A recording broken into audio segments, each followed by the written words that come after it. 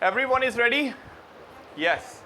For some days, you know, we people have been learning parts of speech. कुछ दिनों से हम लोग पार्ट्स ऑफ स्पीच पढ़ने की कोशिश कर रहे हैं और उम्मीद है कि पिछले सारे लेक्चर आपके जहन में बैठ गए होंगे कि किसी भी जगह, चीज, शख्स, जानवर के नाम को क्या कहते हैं? नाउन। नाउन की जगह जो इस्तेमाल हो उसे क्या कहते हैं? प्रोनाउन। और जो नाउन प्रोनाउन की खासियत बताए उसे कहते हैं एडजेक्टिव। ऐसा अल्फाज जो किसी एक्शन या स्टेट को शो करे उसे कहते हैं वर्ब, और ऐसा अल्फाज जो वर्ब की चमचागिरी करे उसे कहते हैं एडवर्ब। तो 5 अल्फाज आपके जहन में बैठ गए: noun, pronoun, adjective, verb, adverb. So now happily we people will move, we people will turn, we people will divert ourselves to a new lecture, that is preposition. preposition भी सर का दर्द बना हुआ है लोगों के लिए। लोगों को preposition भी समझने में काफ़ी मुश्किल होती है, तो आए preposition समझने की कोशिश करते हैं। हम पार्ट्स ऑफ स्पीच में भी बहुत ज़्यादा 100% डिटेल्स में नहीं जा रहे हैं, हम लोग उसको थोड़ा बहुत उसका सेंस समझने की कोशिश कर रहे हैं कि बस हमें पहचान हो जाए कि भाई नाउन क्या है, प्रोनाउन क्या है, वर्ब क्या है, एडजेक्टिव क्या है, इन सब चीज़ों की हमें पहचान हो जाए। थोड़ा बहुत हम लोग समझने की कोशिश करें। इसी तरीके से आए प्रेपोजिशन को हम लोग समझते हैं। किसको समझते हैं? प्रेपोजिशंस को। इंग्लिश में देखिए 2 डेफिनेशन है प्रेपोजिशन के, 2 सेंसेस हैं जो मैं आसानी से मैं समझता हूँ कि समझ आ सकते हैं। वैसे तो कई किताबों में कई डेफिनेशंस लिखी हुई हैं जो बड़ा कंफ्यूज करती हैं हमेशा, क्योंकि इसकी डेफिनेशन अक्सर कंजक्शन से भी टकराती है, इसलिए that's why you know the people get confuse. अच्छा, नाउन अनकाउंटेबल थे, नाउन बहुत सारे हैं। प्रोनाउन काउंटेबल हैं, थोड़े से हैं। एडजेक्टिव अनकाउंटेबल हैं, भाई बहुत सारे हैं। वर्ब अनकाउंटेबल हैं, बहुत सारे हैं। एडवर्ब अनकाउंटेबल बहुत सारे हैं, मगर प्रीपोजिशन भी कम होते हैं, थोड़े से होते हैं। 100 प्लस होंगे, 200 प्लस होंगे प्रीपोजिशंस इंग्लिश में, इंग्लिश ग्रामर में। तो सवाल ये है पहला कि ये प्रीपोजिशंस होते क्या हैं। रेडी हैं भाई? लिखा हुआ है note, we use it to link noun and pronoun with other words in the sentence. Preposition क्यों इस्तेमाल होते हैं? मैं इनको कहता हूं नट्स एंड बोल्ट्स। क्या कहता हूं? Nuts and bolts. इंजन के कितने बड़े बड़े पार्ट्स होते हैं, पिस्टन होता है, स्लिप होती है, मुख्तलिफ इंजन के पार्ट्स होते हैं, मगर उन इंजन के पार्ट्स को जोड़ता कौन है आपस में? Nuts and bolts. अगर नट्स एंड बोल्ट्स ना हो, नट्स एंड बोल्ट्स ना हो, क्या इंजन जुड़ सकता है? नहीं जुड़ सकता। इसी तरीके से इंग्लिश में प्रीपोजिशन है तो बहुत छोटे से अल्फाज हैं, तो बहुत छोटे से अल्फाज, मगर हैं कितने ज़रूरी कि ये नाउन और प्रोनाउन को आपस में जोड़ते हैं। आई लिव कराची, देखें इसमें सिर्फ एक अल्फाज लगाने से सेंस कंप्लीट हो जाएगा। I live in Karachi. इन ने पूरा सेंस चेंज कर दिया है। इन क्या है? प्रीपोजिशन। कभी कभार एक कॉमा, एक डॉट, एक कॉमा, एक डॉट, एक वर्ड सेंटेंस की मीनिंग चेंज कर देता है। जैसे एक वर्ड है let's eat grandpa. Let's eat grandpa, चलो ग्रैंडपा को खाते हैं, चलो ग्रैंडपा को खाते हैं। अब देखें क्या मतलब होगा, एक कॉमा लगाया मैंने, लेट्स ईट, चलो खाते हैं ग्रैंडपा। एक में कह रहे थे लेट्स ईट ग्रैंडपा, चलो ग्रैंडपा को खाते हैं, और एक में कह रहे हैं लेट्स ईट ग्रैंडपा, चलो ग्रैंडपा खाते हैं। तो एक कॉमा ने ग्रैंडपा की जिंदगी बचा ली। A comma save the life of grandpa. Comma ने ग्रैंडपा की जिंदगी बचा ली और आपके दांत भी बचा लिए। ओके, तो बात कर रहा था कि एक प्रीपोजिशन मतलब ही बदल देता है। तो प्रीपोजिशन क्या है? मुख्तलिफ किताबों में मुख्तलिफ डेफिनेशन लिखे हैं, मैं इनको नट बोल्ट्स कहता हूँ कि ये नट बोल्ट्स इंग्लिश के पूरे जो इंजन है, ग्रामर जो इंजन है, उसको जोड़ के रखते हैं आपस में। क्या? प्रीपोजिशन। क्या बात करते हैं? We use it to link noun and pronoun with the other words in the sentence. Noun और प्रोनाउन को दूसरे अल्फाजों के साथ जोड़ते हैं। सारे पार्ट्स ऑफ स्पीच एक दूसरे के रिश्तेदार हैं, जब तो इनको फैमिली कहा जाता है, पार्ट्स ऑफ स्पीच फैमिली। अच्छा, तो पहली डेफिनेशन ये है कि नाउन और प्रोनाउन को दूसरे अल्फाजों के साथ जोड़ते हैं। दूसरी डेफिनेशन देखें क्या है, और आसान definition, a word we use before place and time. ऐसे अल्फाज जो हम प्लेस और टाइम से पहले इस्तेमाल करते हैं उन्हें क्या कहते हैं? प्रीपोजिशन। जैसे मैंने कहा था आई लिव इन कराची, इन कराची, कराची क्या है? आई गो स्कूल एट 7 o'clock। 7 o'clock क्या है? उससे पहले क्या लगाया आपने? एट लगाया। तो ये बात और आसानी से समझ आई कि प्रेपोजिशन क्या है? नाउन प्रोनाउन को दूसरे अल्फाजों के साथ जोड़ता है। आप कहते हैं सर बात समझ आई, नाउन प्रोनाउन को दूसरे अल्फाजों के साथ जोड़ता है। दूसरी बात क्या थी? A word that we use before place and time, ऐसा अल्फाज जिसको हम प्लेस और टाइम से पहले इस्तेमाल करते हैं। ये बात समझ आ रही है? प्लेस और टाइम से पहले इस्तेमाल होने वाली, यस आ रही है, आ रही है। अच्छा, हर जगह मैं कहता हूं कि किसी ना किसी चीज की इंपॉर्टेंस है, हर जगह किसी ना किसी चीज की इंपॉर्टेंस है। जो भी बात आप करेंगे भाई, जैसे alphabets A to Z alphabets हैं, उन अल्फाबेट्स में A to Z में A E I O U बड़े पावरफुल है भाई। A E I O U में से भी E बहुत पावरफुल है। इसी तरीके से अगर हम बात करते हैं प्रेपोजिशंस की, जितने ही प्रेपोजिशन है, मुझे लगता है उसमें जो सबसे ज़्यादा घिसे जाते हैं वो कौन कौन से घिसे जाते हैं? इन, ऑन, एट, ये सबसे ज़्यादा घिसे जाते हैं।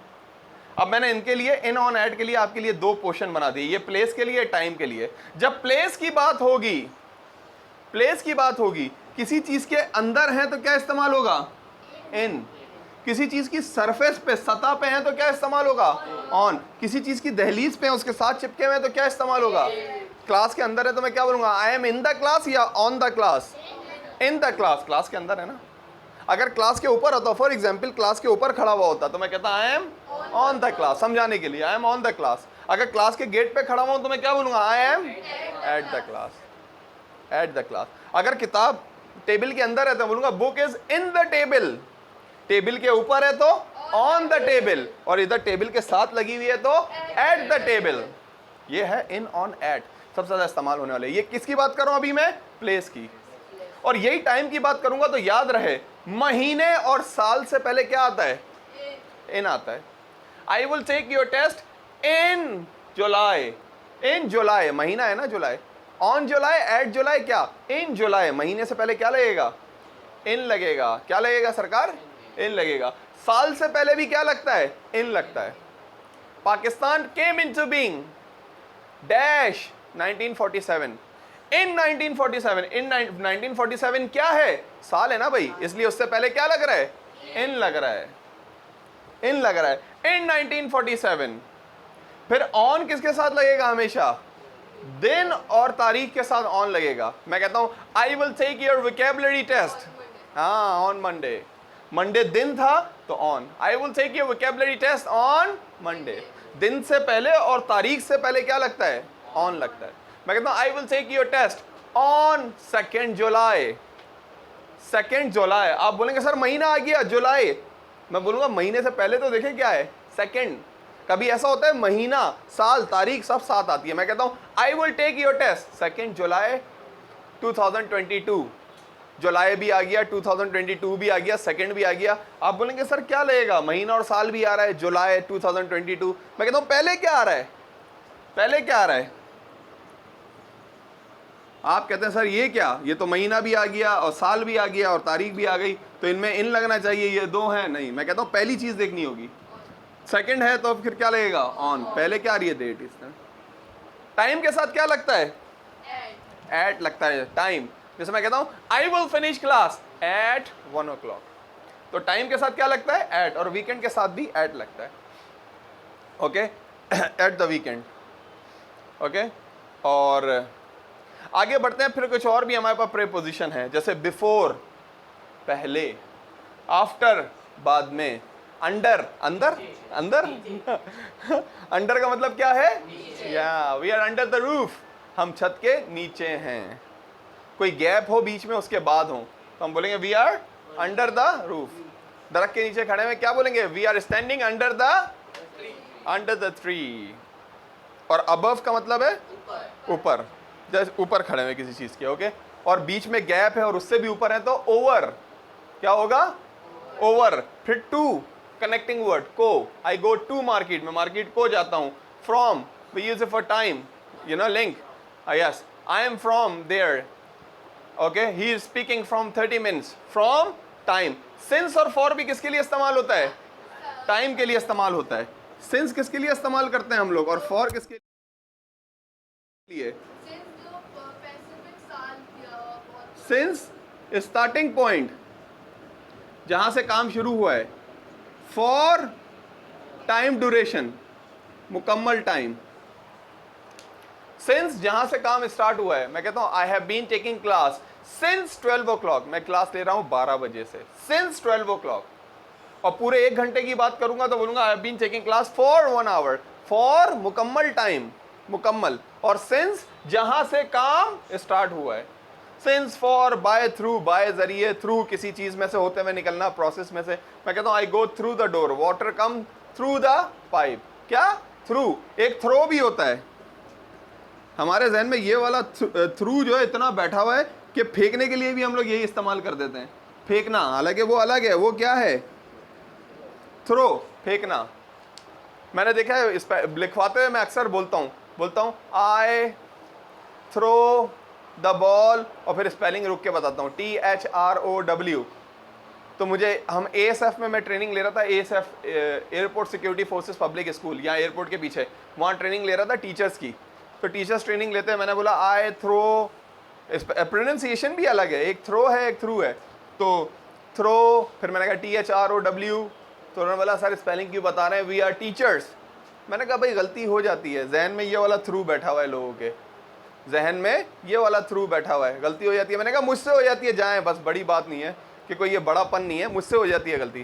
क्या उनमें से एक टीचर ने ईमानदारी से बोला, ऑनेस्टली बोला सर मैंने गलत लिख दिया था, ये वाला थ्रू लिख दिया था। जैसे बैच के लिए BADE, बैच, ये जो यहाँ सीने पे लगाते हैं निशान, बैच। हाँ, और ये जो क्लास वाला बैच होता है कि हमारा नया बैच शुरू हो रहा है, वो ये है, मगर लोग उसके लिए भी ये लिख देते हैं गलती से, उनको पता होता नहीं, टीचर्स लिख देते हैं इवन गलती से, मगर वो ये वाला बैच है, BATCH, बैच। थ्रू, जरिए, ये भी जरिए, आई कम हेयर बाय बस, आई कम हेयर बाय बाइक, और ये वाला थ्रू, जरिए। या the water go, the water comes through the pipe, pipe के जरिए आता है, इन द पाइपलाइन। एक इंग्लिश में ईडीएम है, इन द पाइपलाइन। क्या ईडीएम है? इन द पाइपलाइन, किसी चीज का जारी होना। मैं कहता हूं कि lecture is in the pipeline, lecture जारी है। मैंने एक दफा दिया तो स्टूडेंट पाइप को देखने लगा, मैंने कहा भाई वो मतलब नहीं है, the class is in the pipeline, मतलब क्लास अभी जारी है, पाइपलाइन में है। तो फिर विद है, बिहाइंड है, बिसाइड मतलब साथ में, बिसाइड मतलब बराबर में, साथ में, बिसाइड। ओके ओके, एक बिसाइड साथ में होता है और एक बिसाइड्स होता है साथ साथ, दोनों अलग अलग वर्ड हैं। आज तो जगह कम पड़ी है व्हाइट बोर्ड पे, बिसाइड और बिसाइड्स। मैं कहता हूँ besides teaching English, besides teaching English, हाँ, कि इंग्लिश के पढ़ाने के साथ साथ besides teaching English I also work in office, मैं ऑफिस में भी जॉब करता हूँ फॉर एग्जाम्पल। और ये वाला beside, my house is beside his house, मेरा घर उसके बराबर में है। तो एक बिसाइड जिसमें एस नहीं आता उसका मतलब बराबर में, और एक ये बिसाइड्स जो है ये साथ साथ, बिसाइड्स स्पीकिंग इंग्लिश, या हाँ, साथ साथ इंग्लिश के साथ साथ, बोलने के साथ साथ मैं लिखता हूँ besides speaking English I also speak besides. Okay, also नहीं आएगा। एनीवे, तो ये प्रेपोजिशन। फिर प्रेपोजिशन की कुछ फॉर्म्स भी हैं। एक सिंपल फॉर्म होती है, इसमें तो डिटेल में नहीं भी जाए तो कोई मतलब, सिंपल फॉर्म यानी इन। फिर एक डबल फॉर्म होती है, इन टू, मूवमेंट के लिए इस्तेमाल किया जाता है। ओके, कंपाउंड, मुरक्कब, इनसाइड। फिर पार्टिसिपल, ड्यूरिंग, दौरान में। Disguise, okay, easy for example, इस तरह के छोटे छोटे वर्ड, ये काइंड्स हैं। फिर ये क्या है? ये फॉर्म्स हैं। फिर काइंड्स भी होती हैं इसकी, कि प्रेपोजिशन ऑफ टाइम भी होता है, प्रेपोजिशन ऑफ टाइम भी होता है, और प्रेपोजिशन ऑफ प्लेस भी होता है। यही तो बात हो रही थी, बात सारी प्रेपोजिशन कर ही क्या रहा है? प्लेस और टाइम से पहले इस्तेमाल हो रहा है। तो all in all, what is preposition? We use it to link noun and pronoun with other words in the sentence.